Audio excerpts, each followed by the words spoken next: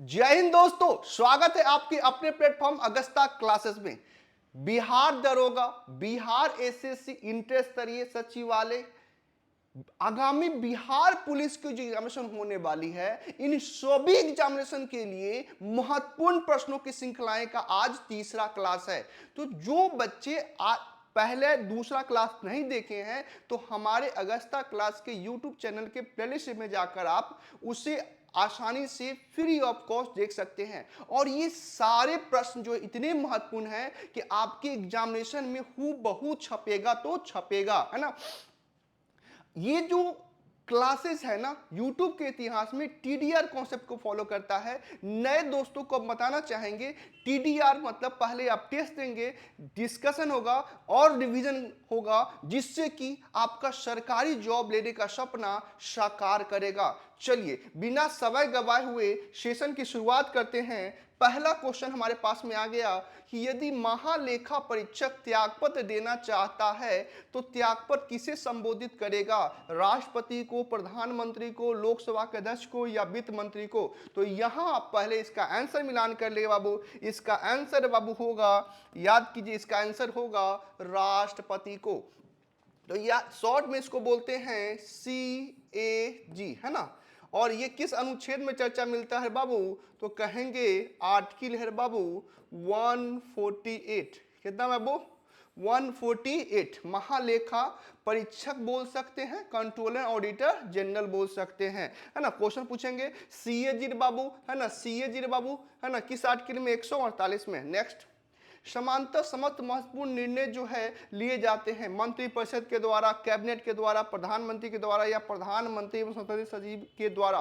Answer मिलान करेंगे बाबू। सबसे पहले इसका आंसर होगा बाबू, याद रखिए, इसका आंसर है कैबिनेट के द्वारा। तो याद रखिएगा, जो मंत्रिपरिषद है ना, एक आपको मंत्रिपरिषद दिखाई देगा और एक आपको मंत्रिमंडल दिखाई देगा। तो मंत्रिमंडल है बाबू, याद रखिएगा, मंत्रिमंडल शब्द का प्रयोग हमारे संविधान में किस अनुच्छेद में मिलता है? तो कहिएगा 352 के सेक्शन 3। लेकिन अगर ये पूछेंगे मंत्रिपरिषद के बारे में तो मंत्रिपरिषद रे बाबू तो कहिएगा 74 में, है ना। तो दोनों याद रखिएगा, है ना। आगे बढ़ते हैं। एक धन विधेयक और एक वित्त विधेयक में क्या अंतर है? वित्त विधेयक केवल समान विधेयक होता है। वित्त विधेयक राज्यसभा में प्रस्तावित किया जा सकता है। वित्त विधेयक को राज्यसभा के द्वारा प्रभावपूर्ण ढंग से अस्वीकृत किया जा सकता है, जबकि धन विधेयक को अस्वीकृत नहीं किया जा सकता। कोई अंतर नहीं है। तो बाबू इसका पहले इसका आंसर मिलान कर लीजिए। आंसर क्या होगा? वो वित्त विधेयक को राज्यसभा द्वारा प्रभावपूर्ण ढंग से अस्वीकृत किया जा सकता है, जबकि धन विधेयक को नहीं। धन विधेयक बहुत बार एग्जाम पूछा है बाबू, धन विधेयक बहुत बार आपके एग्जाम में पूछा है कि धन विधेयक बाबू बहुत बार एग्जाम पूछा है किस आर्टिकल में चर्चा मिलता है बाबू? तो याद रखना है अनुच्छेद 110। अनुच्छेद 110 वित्त विधेयक के बारे में बता दीजिए। तो वित्त विधेयक भी याद रखिएगा बाबू, अनुच्छेद 117 में। कितना में? 117 में। नेक्स्ट, नियंत्रण और महालेखा परीक्षा संबंधित व्यवसायी सलाहकार समिति, सार्वजनिक प्रमुख समिति, लोक लेखा समिति या संसद? तो याद रखना है इसका आंसर क्या होगा बाबू? लोक लेखा समिति। लोक लेखा समिति याद रखना क्या होगा? लोक लेखा समिति। क्या होगा? लोक लेखा समिति। ध्यान रखना है। आगे बढ़ते बाबू। आकस्मिक निधि कॉन्टिजेंसी फंड राष्ट्रपति कैसे व्यय करता है? राष्ट्रपति के संकट के समय में, संसदीय स्वीकृति के बाद, संसदीय स्वीकृति के पूर्व या व्यय नहीं कर सकता है। तो यहाँ याद रखना है, संसदीय स्वीकृति के पूर्व जो है राष्ट्रपति से अनुमति लेकर जो है क्या करेंगे? कॉन्टिजेंसी फंड का इस्तेमाल करेंगे। और यह हमारे संविधान में किस अनुच्छेद में चर्चा मिलता है बाबू? तो अनुच्छेद याद रखिएगा 267। अब एक आपका होता है संचित निधि। क्या होता है बाबू? संचित निधि। संचित निधि बाबू कहाँ होता है? याद रखना, संचित निधि की बात करेगा तो याद रखना है संचित निधि बाबू, याद रखिएगा, संचित निधि ये किस अनुच्छेद में चर्चा मिलता है? तो अनुच्छेद हो जाएगा 266। ठीक है, मिलान कर लिए। आगे बढ़ते हैं।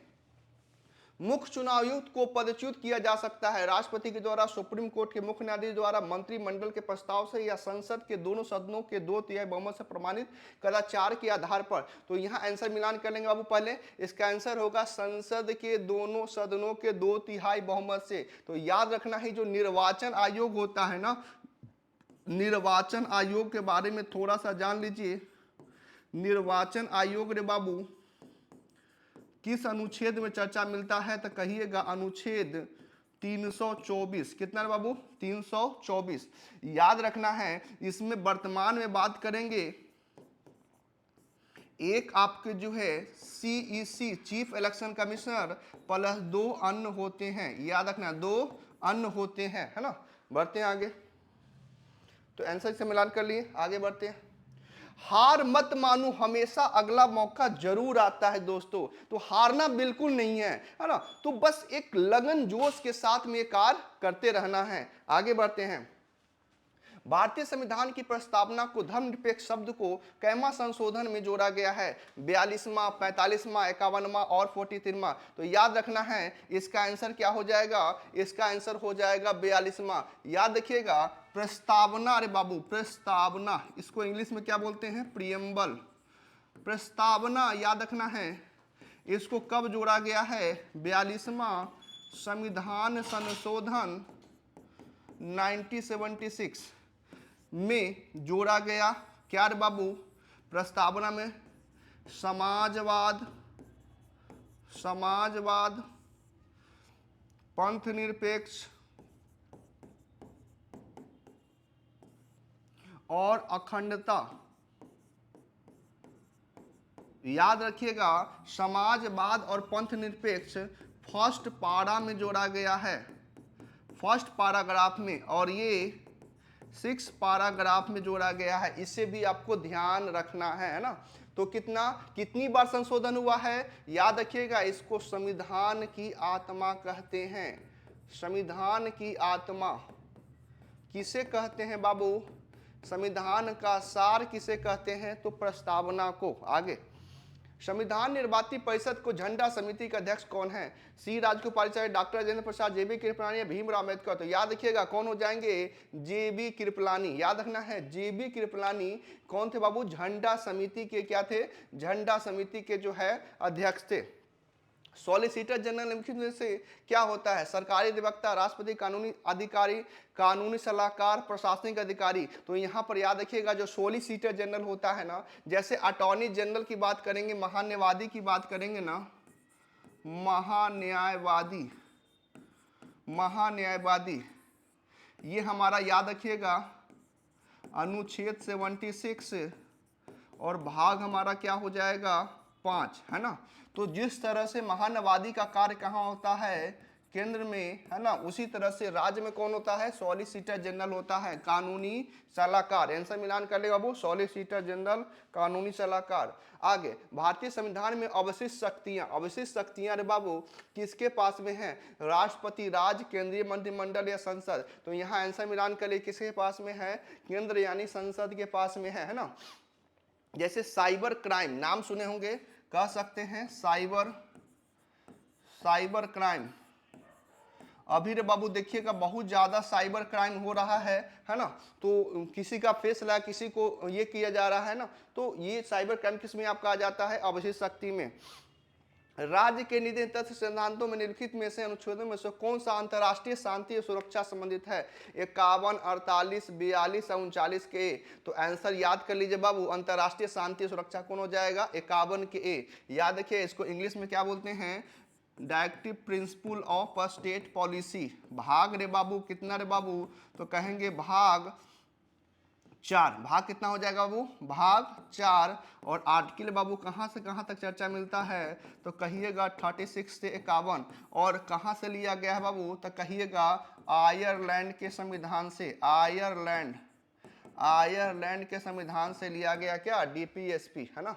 इसे भी ध्यान रखिएगा। चलिए नेक्स्ट, केंद्र सरकार राज्यों के निर्देश जारी कर सकती है संघ सूची के संदर्भ में, राज्य के संदर्भ में, संवर्ती के संदर्भ में, उपरोक्त सभी। तो याद रखना, केंद्र सरकार निर्देश के बारे में बता रहा है, कानून बनाने की बात नहीं कर रहा है। तो याद रखना है किसमें? उपरोक्त क्या हो जाएगा? सभी। ऐसे अगर कानून बनाने की बात आएगा तो केंद्र सूची और संवर्ती सूची में कानून बना सकता है। जब राज्य सूची के विषय में तभी बनाएगा जब उसे राष्ट्र हित की जरूरत लगे। आगे बढ़ते हैं बाबू, नेक्स्ट। भारतीय संसद को संयुक्त अधिवेशन में कौन बुलाता है? बहुत इंपॉर्टेंट सेक्शन, याद रखिएगा। राष्ट्रपति, उपराष्ट्रपति, प्रधानमंत्री, उपयुक्त सभी, याद रखिएगा। बुलाता कौन है? बुलाता है राष्ट्रपति। और इसके पूछेंगे अध्यक्षता कौन करता है? तो अध्यक्षता कहिएगा लोकसभा का अध्यक्ष। लोकसभा का अध्यक्ष क्या करते हैं? इसकी अध्यक्षता करते हैं। ठीक है, लोकसभा के अध्यक्ष कौन करते हैं? इसकी अध्यक्षता करते हैं। दुनिया की हर परेशानी आपकी हिम्मत के आगे घुटने टेक देगी दोस्तों। देखिए, आप जब तैयारी कर रहे हैं तो समस्याएं आएंगी, है ना, और समस्या का आना is the part of life. नहीं आएगा तो आपको लाइफ में पता ही नहीं चलेगा कि आप सही दिशा में जा रहे हैं। तो समस्या का आना is the part of life, और पार्ट ऑफ लाइफ, इससे निकलना आर्ट ऑफ लाइफ। इसको ध्यान रखना है। उड़ीसा के पूर्व राजधानी क्या थी? उड़ीसा की पूर्व राजधानी पूछा, वो ध्यान रखना है। उड़ीसा की राजधानी अभी जो है ना, तो याद रखना पूर्व राजधानी आंसर मिलान करिए, क्या हो गया? कटक। ये तो बहुत चूचू का मुरब्बा था, पहले वाला पढ़े होंगे। उपराष्ट्रपति किस सदन के पदेन सभापति होते हैं? लोकसभा का, राज्यसभा का, राज्य विधानमंडल का, उपयुक्त में से कोई नहीं। तो याद रखिएगा कि पदेन का मतलब जिसका पद निश्चित नहीं हो। आंसर क्या हो जाएगा? राज्यसभा का। याद रखना है, राज्यसभा का सदस्य नहीं होते हैं, फिर भी सदन का सभापति होते हैं। कौन? उपराष्ट्रपति। और जो उपराष्ट्रपति है वाइस प्रेसिडेंट है बाबू। याद रखिएगा किस अनुच्छेद में चर्चा मिलता है इनका पद का? तो कहिएगा 63 में। क्या होता है? 63 में। ये भी ध्यान रखिएगा। भारत के निम्न राष्ट्रपति विरोध चुने गए थे? नीलम Sanjeev Reddy, doctor Rajendra Prasad, doctor Shankar Dayal Sharma, APJ Abdul Kalam. तो यहां पर याद रखिएगा कि विरोध की बात कर रहे हैं वो कौन हो जाएंगे? नीलम संजीव रेड्डी। भारत के पहले राष्ट्रपति का नाम कौन है? डॉक्टर राजेंद्र प्रसाद। याद रखना है। पहले मिसाइल मैन अविवाहित कौन हो जाएंगे? एपीजे अब्दुल कलाम। ये भी ध्यान रखना है। राज्य सरकार को सबसे अधिक राजस्व प्रदान किससे होता है? बिक्री कर से, निगम कर से, सीमा शुल्क से, आबकारी शुल्क से। आंसर मिलान कीजिए बाबू, है ना, क्योंकि हम लोग रैपिड फायर की तरह कार्य कर रहे हैं। आपके पास समय इतना नहीं है कि यूट्यूब पर 2 घंटा 3 घंटा का वीडियो देखते रहें, है ना। महत्वपूर्ण प्रश्नों की श्रृंखला देखिए, रिकॉल कीजिए, रिफ्रेश कीजिए और रिजल्ट लीजिए, है ना। राज्य सरकार को सबसे अधिकतम बिक्री जो है किससे आता है? बिक्री कर से। याद रखिएगा। आगे, भारत के संविधान निर्माताओं ने इनमें से कौन सा लक्षण अमेरिका के संविधान से ग्रहण किया है? न्यायिक समीक्षा, मौलिक अधिकार, सर्वोच्च न्यायालय में न्यायाधीशों को हटाने की प्रक्रिया, या उपयुक्त सभी। आंसर मिलान कीजिए बाबू फास्ट। आंसर उपयुक्त सभी। कौन हो जाएगा? यानी कि न्यायिक समीक्षा। याद रखिएगा जुडिशियल रिव्यू, आर्टिकल 137। आर्टिकल 137। मौलिक अधिकार पता होगा 12 से लेकर कितना तक बाबू? 35। इसको भी ध्यान रखना है ना। बढ़ते हैं आगे। भारतीय संविधान में कौन सा अनुच्छेद राज्य सरकार को ग्राम पंचायत संगठन का निर्देश देता है? 40, 32, 48, 78। देखिए बाबू, ग्राम पंचायत, है ना। आंसर मिलान कीजिए फास्ट। आंसर क्या बाबू? अनुच्छेद 40। अनुच्छेद क्या हो जाएगा? 40। ग्राम पंचायत जो है अनुच्छेद कितना में बाबू? 40। और याद रखिएगा शेड्यूल पूछेंगे ना, शेड्यूल, अनुसूची की बात करेंगे बाबू, तो याद रखिएगा अनुसूची कहिएगा 11 में क्या मिलता है? ग्राम पंचायत। भारत के संविधान में कितनी भाषाओं की मान्यता मिला हुआ है? 14, 18, 16, 22। तो याद रखना है। आंसर मिलान कीजिए बाबू, कितना हो जाएगा? 22। मूल संविधान में याद रखिएगा, मूल संविधान में 8वीं अनुसूची, याद रखना है, कैवी अनुसूची? 8वीं अनुसूची में कुल 14 भाषाएं थी। कितनी भाषाएं? 14 भाषाएं थी। वर्तमान में कितना बाबू? वर्तमान में कितना है? याद रखना है 22। वर्तमान कितना है? याद रखिएगा। इंग्लिश का नाम सुनते होंगे, अंग्रेज चले गए, अंग्रेजी इंग्लिश छोड़कर, ये शामिल नहीं है। तो आप लोग कुल कितने प्रश्न सही किए हैं आप कमेंट बॉक्स में जरूर पिन करें, ताकि हमें भी एक मोटिवेशन मिले। और सभी दोस्तों से एक ही रिक्वेस्ट है, अगर वीडियो आपको अच्छा लगा हो तो जितने भी आपके ग्रुप्स हैं, है ना, उस ग्रुप, व्हाट्सएप ग्रुप है ना, फेसबुक ग्रुप है, जो भी ग्रुप है ना, सब ग्रुप में, सोशल साइट में क्या करें? शेयर करें, है ना। इसी तरह से आगे हम कंटिन्यू, हमें आने का मौका मिले। Thank you. मिलते हैं अगले वीडियो में।